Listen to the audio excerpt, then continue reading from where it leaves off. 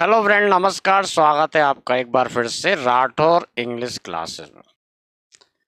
Friends, आज हम करेंगे वर्ग 1 की जो तैयारी कर रहे हैं, टीचर एलिजिबिलिटी टेस्ट, एमपीटीईटी या टीचर से रिलेटेड जितने भी एग्जाम होते हैं जिसमें लिटरेचर के क्वेश्चन आते हैं, तो उनके वेरी इंपॉर्टेंट एमसीक्यूज यानी मल्टीपल चॉइस क्वेश्चन जो आते हैं, इनमें से 40 क्वेश्चंस को हम इस पार्ट 1 में देखेंगे।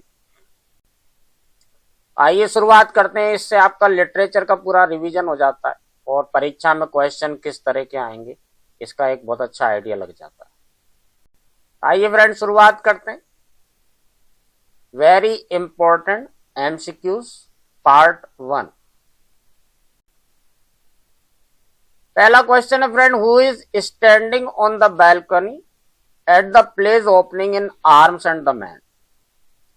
आर्म्स एंड द मैन जो प्ले, इसकी शुरुआत जब होती है तो बालकनी में कौन खड़ा होता है?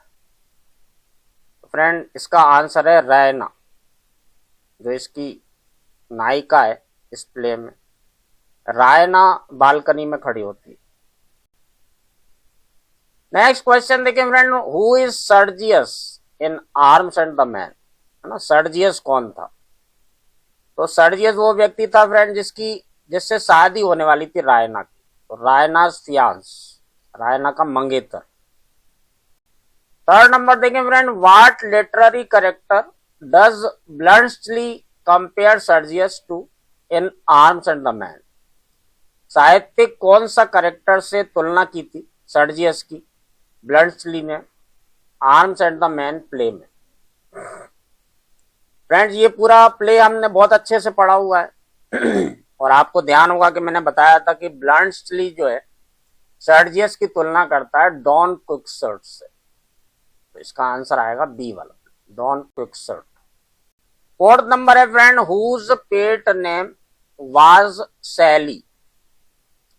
ये भी आपको ध्यान होगा कि हमने खुशवंत सिंह की जो बायोग्राफी पढ़ी थी उसमें मैंने आपको बताया था कि इनका पेट नेम जो है सैली था और ये बच्चे इनको स्कूल में चिढ़ाते भी थे इस नाम से, सैली, सूली, भाग दी मूली। आंसर आएगा D, Khushwant Singh. Fifth question है friend, full name of R K Narayan is. Are K Narayan का पूरा नाम क्या था? तो आर के नारायण की बायोग्राफी भी हम देख चुके फ्रेंड। इनका पूरा नाम था राशीपुरम कृष्ण स्वामी अय्यर नारायण स्वामी, ये इनका पूरा नाम था। आइए फ्रेंड, अब हम देखते हैं 6 number question, Swami and friends ये कब प्रकाशित हुआ था? तो इसका आंसर है फ्रेंड 1935 में ये प्रकाशित हुआ था, स्वामी एंड फ्रेंड्स। आइए फ्रेंड, देखते हैं 7 number question, untouchable was written by. Untouchable किसके द्वारा लिखी गई थी? तो इसका आंसर है फ्रेंड मुल्क राज आनंद। मुल्क राज आनंद ने ये नॉवेल लिखी थी जिसका नाम था अनटचेबल। 8 नंबर क्वेश्चन देखते हैं friend, my grandmother accepted her seclusion with resignation, what does author tries to say by this line. तो इस लाइन का अर्थ है कि मेरी दादी ने अपने जो सेक्लूजन हुआ था, अलगाव जो हुआ था, उसे अनिच्छा पूर्वक, यानी कि एक ऐसे खराब मन से, यानी जैसे कहें कि दुखी मन से उन्होंने चुपचाप उसको स्वीकार कर लिया था बिना किसी विरोध के या किसी बात के। तो इसका सही आंसर है C, accepted her loneliness calmly and voluntarily. 9 number question देखिए friend, a veritable bedlam of chirping, इसका क्या मतलब है? यहाँ पे बेडलम का क्या मतलब है, ये क्वेश्चन। फ्रेंड, बेडलम का मतलब होता है एक पागल खाना, पागल खाने को कहते हैं बेडलम। तो आंसर आएगा B, mental hospital. 10 number question देखिए friend, how did grandmother behaved when author came back from abroad in the Portrait of Lady. दादी ने कैसे व्यवहार किया था जब लेखक विदेश से लौट करके आया था द पोर्ट्रेट ऑफ लेडी इस जो है कहानी में। आपको ध्यान होगा फ्रेंड, ये कहानी हम पूरी तरह से पढ़ चुके हैं।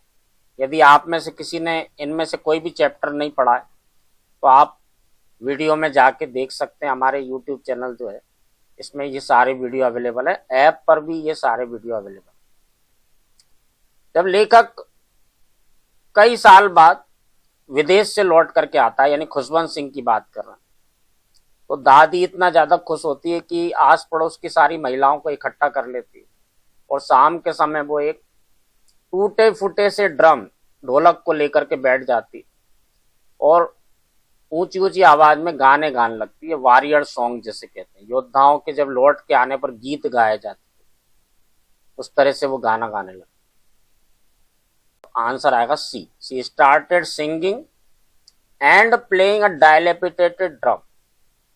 11 नंबर क्वेश्चन देखिए friend, how many stanzas are in the poem The Tables Turned. Tables Turned ये जो पोएम थी इसमें कितने स्टेंजास?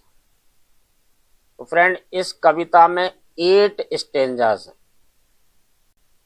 12 नंबर क्वेश्चन देखिए friend, according to the speaker nature is valuable what in the table turns.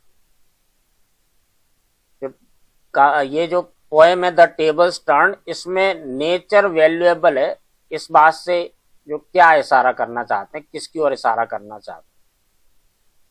Friend teacher जो है, nature is the most valuable teacher, ये इस कविता का सार है।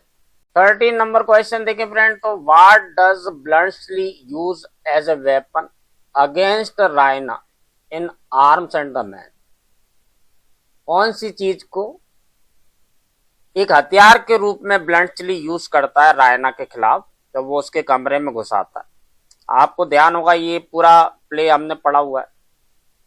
जब रायना के कमरे में वो छुपा हुआ होता है और वो कहती है कि कोई सोल्जर आएगा तो मैं दरवाजा खोल दूंगा,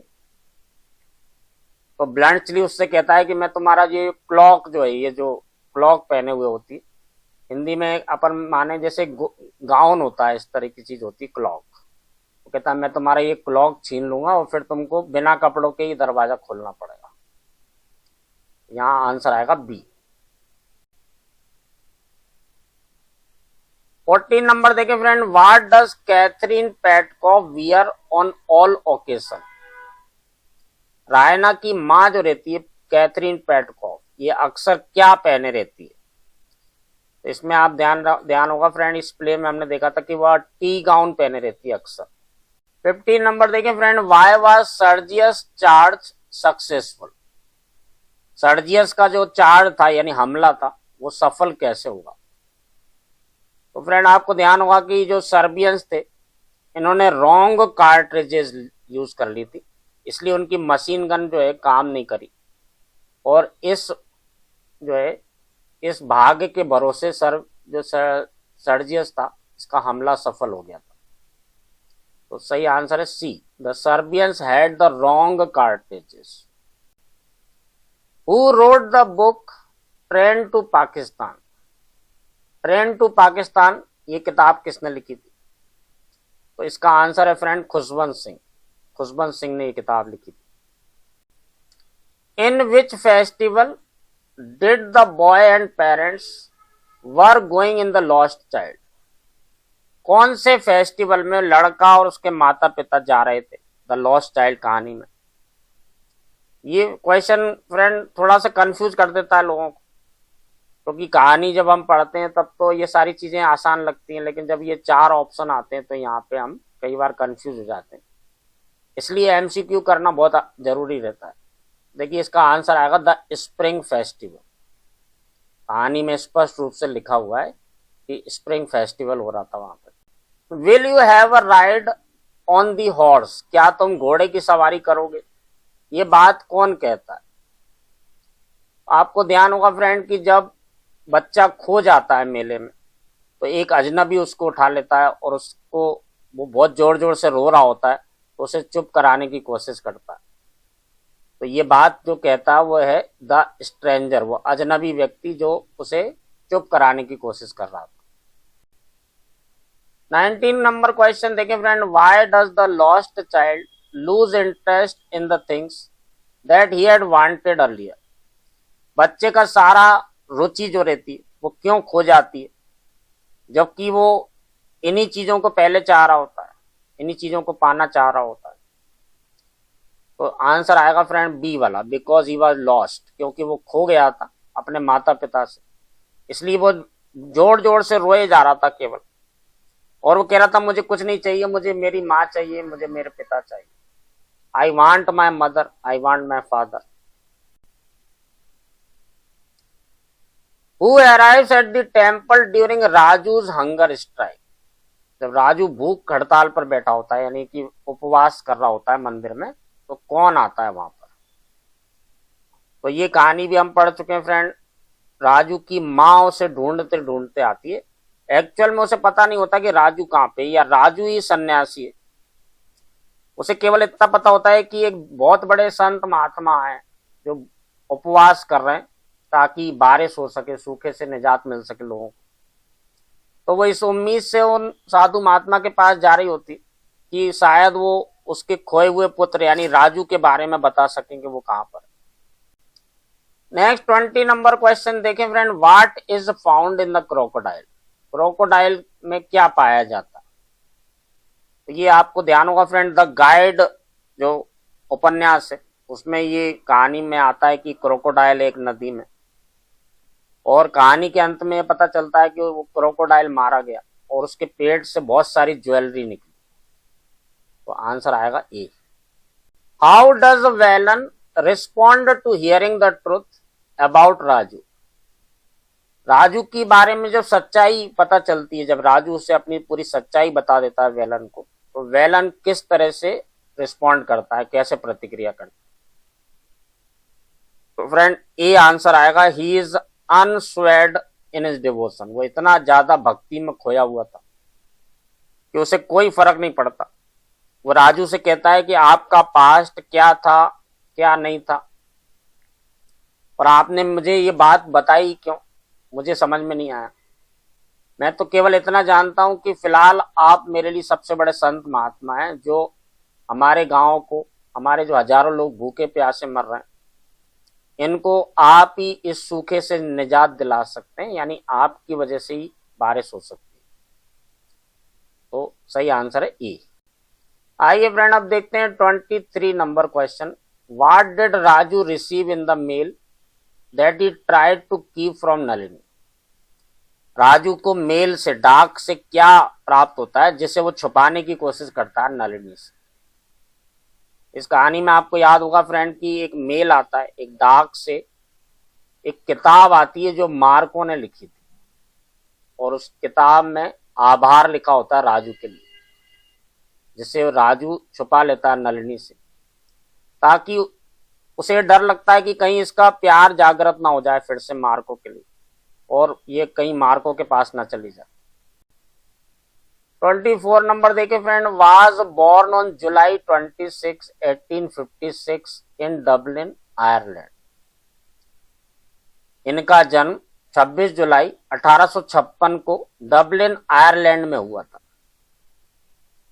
तो ये हैं फ्रेंड जॉर्ज बर्नार्ड शॉ, जिन्होंने आर्म्स एंड द मैन ये उपन्यास लिखा है, ये प्ले लिखा है। ये डबलिन आयरलैंड में इनका जन्म हुआ था 1856। 25th नंबर क्वेश्चन देखिए friend. In 1925 was awarded the Nobel Prize in Literature and later in 1938 earned an Academy Award for the film adaptation of Pygmalion। कौन से व्यक्ति के बारे में बात की जा रही है जिन्हें 1925 में नोबेल प्राइज मिला था लिटरेचर में? इसके बाद 1938 में एकेडमी अवार्ड भी मिला था। जो पिगमेलियन नाम की जो किताब थी, इसके आधार पे एक फिल्म बनाई गई थी। तो इस पिगमेलियन से आपको याद आ जाएगा फ्रेंड कि किसके बारे में बात की जा रही है। जॉर्ज बर्नार्ड शॉ, जिन्होंने आर्म्स एंड द मैन भी लिखी है, इन्होंने पिगमेलियन ये किताब लिखी थी, और इसके लिए यानी लिटरेचर में जो इनका योगदान रहा है, इसके लिए इन्हें नोबेल प्राइज मिला था 1925। 26 नंबर देखिए friend. Arms and the man is a. Arms and the man एक किताब है, एक प्ले जो है फ्रेंड। ज्यादातर लोग इसमें कंफ्यूज जाते हैं कि आर्म्स एंड द मैन से ऐसा लगता है कि ये शौर्य गाथा होगी किसी के बारे में, लेकिन ये जो है एक्चुअल में है सैटिरिकल कॉमेडी। एक कॉमेडी है जिसमें कि कटाक्ष किया गया है युद्ध के बारे में, सैनिकों की स्थिति और मानसिकता के बारे में। Arms and the man play was published in 1898 as part of Shaw's plays Pleasant volume, which also included Candida, फिर Khalistan, and the Man of Destiny। तो आर्म्स एंड द मैन ये जो प्ले है फ्रेंड, ये एक प्लीजेंट वॉल्यूम में प्रकाशित हुआ था, जिसमें इसके साथ में Candida, the man of destiny और एक और चीज है जो शामिल थी। तो इसका आंसर है friend you can never tell, you never can tell, ये इसमें शामिल था।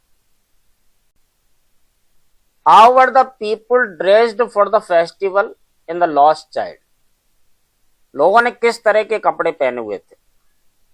तो इसमें एक वर्ड आया फ्रेंड गैली क्लैड, गैली क्लैड ह्यूमैनिटी। तो गैली का मतलब होता है प्रसन्न, खुश, तो हैप्पीली, खुशी खुशी से कपड़े पहने हुए लोग बाग जो निकल के जा रहे होते हैं उस मेले की ओर, जो जैसे स्प्रिंग फेस्टिवल नाम दिया लेखक ने। आइए फ्रेंड अब 29 नंबर क्वेश्चन देखते हैं। How were the people going to the festival? लोग मेले की ओर, यानी उस स्प्रिंग फेस्टिवल, उस बसंत के त्योहार की ओर, यानी मेले की बात की जा रही है, उस तरफ जा रहे थे कैसे? पहला ऑप्शन है गोइंग ऑन फुट, पैदल जा रहे थे। दूसरा ऑप्शन है राइडिंग ऑन हॉर्स, घोड़े पर बैठ करके जा रहे थे। और तीसरा ऑप्शन है carried in bamboo and bullock carts, बैलगाड़ियों में बैठ करके जा रहे थे।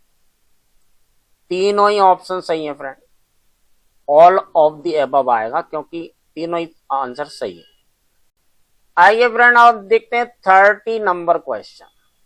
Who was the little boy going with? छोटा बच्चा किसके साथ जा रहा था?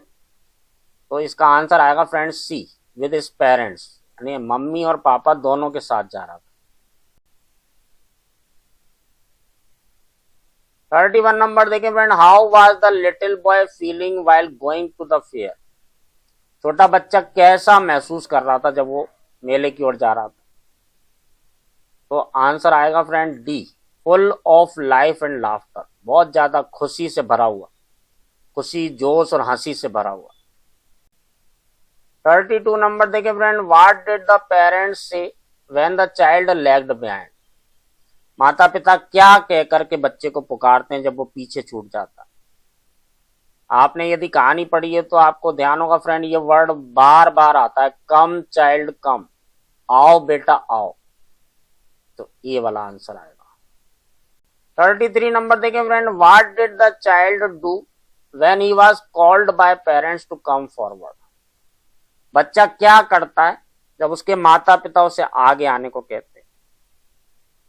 तो इसमें आंसर आएगा फ्रेंड बी वाला, ही हरीड टुवर्ड्स देम, वो जल्दी से भागता है उनकी ओर। What did the father do when child said? पिता क्या करता है जब बच्चा उनसे कहता है आई वांट दैट टॉय, मुझे वो खिलौना चाहिए? तो आंसर आएगा फ्रेंड सी वाला, he looked at the child red eyed, वो लाल आंखें करके थोड़ा सा गुस्सा दिखाते हुए उसकी ओर देखते। What did the mother do when the child said I want the toy? माँ क्या करती है जब बच्चा उनसे कहता है कि मुझे वो खिलौना चाहिए?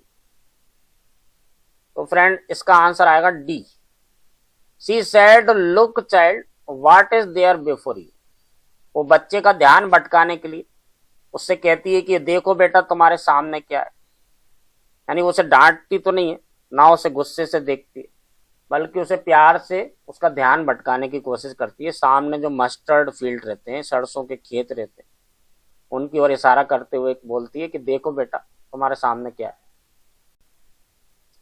How did the flowering mustard field look? फूल खिलते हुए सरसों के खेत कैसे दिखाई दे रहे थे? तो फ्रेंड इसका आंसर आएगा पेल लाइक मेल्टिंग गोल्ड, पीले जैसे कि पिघलता हुआ सोना। 37 नंबर देखें friend. What did the child do as they passed by the mustard field? बच्चा क्या करने लगता है जब वो सरसों के खेत के पास से गुजर रहे होते हैं? आंसर आएगा friend C. He would try to catch dragonflies as one of them settled down to rest there.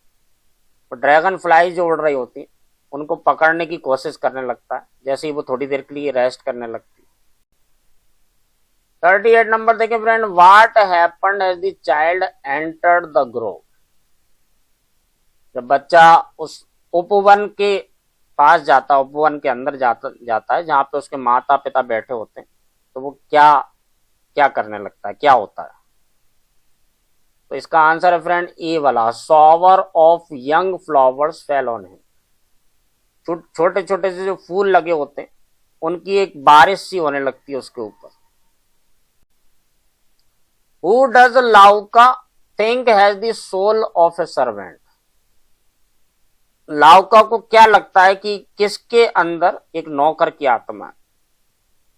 आपको ध्यान होगा friend, arms and the man, ये जो प्ले हमने पढ़ा था, इसमें दो नौकर बताए गए, एक लाउका रहती है और एक निकोला रहता है। निकोला से ये बात कहती है लाउका कि तुम्हारे अंदर तो नौकर की आत्मा है, यानी जिंदगी भर तुम नौकर ही रहोगे, इसके आगे कभी नहीं बढ़ पाओगे। आइए फ्रेंड, अब हम आज के वीडियो का आखिरी 40 नंबर क्वेश्चन देखते हैं। थोड़ा सा मैं फास्ट इसलिए कर रहा हूं कि वीडियो देखने में ऐसा स्टूडेंट्स ने अक्सर बोला है कि बहुत टाइम लग जाता है, क्योंकि स्लो यूट्यूब पे जितने भी आप देखेंगे वीडियो इतना स्लो चलते हैं कि 40 क्वेश्चन करने में वो 40 मिनट लगा देते हैं।